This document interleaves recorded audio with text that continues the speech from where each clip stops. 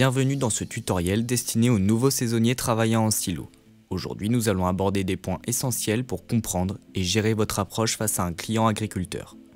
Avant de plonger dans les détails, rappelons-nous du contexte. Vous allez devoir réceptionner et vous occuper du produit final des agriculteurs. Ce produit, c'est un an de travail acharné et leur seule rentrée d'argent de l'année. Il faut donc être conscient que votre travail est très important et requiert de l'écoute et de la bonne foi de votre part. Il est important de reconnaître le décalage d'âge et de connaissances entre vous et l'agriculteur.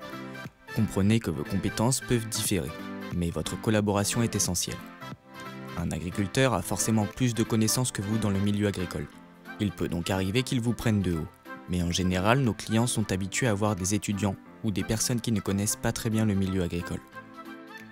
Soyez conscient du contexte météorologique. Les conditions climatiques peuvent influencer le travail de l'agriculteur. Et cela peut créer du stress. Soyez prêt à adapter votre approche en conséquence. De plus, les clients apprécient que l'on prenne des nouvelles de leurs avancements dans la récolte et que l'on fasse preuve de compréhension. Malgré cela, n'entamez pas une approche trop technique si vous n'en avez pas les compétences. Maintenant que nous avons évoqué ces aspects, passons à quelques conseils pratiques pour une collaboration harmonieuse avec l'agriculteur. Conseil numéro 1, commencez par cibler votre agriculteur. Apprenez à connaître son caractère, son humeur, pour anticiper et adapter votre communication en conséquence. Conseil numéro 2, expliquez et refaites toujours les tests devant l'agriculteur. Démontrez vos compétences et assurez-vous qu'il comprenne chaque étape de votre travail. Se justifier est impératif pour que vous soyez crédible.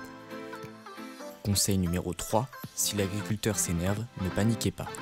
Appelez immédiatement le technicien et ne rentrez pas dans l'énervement. Restez professionnel dans toutes les situations. Enfin, rappelez-vous que ces conseils dépendent du contexte. Il n'y a pas de raison de stresser si vous suivez les étapes et justifiez correctement vos actions. En cas de problème, n'hésitez pas à appeler le technicien. Voilà, vous êtes maintenant mieux préparé pour travailler en silo. Rappelez-vous que la clé du succès réside dans la compréhension, la communication et la gestion de soi. Bonne collecte à vous.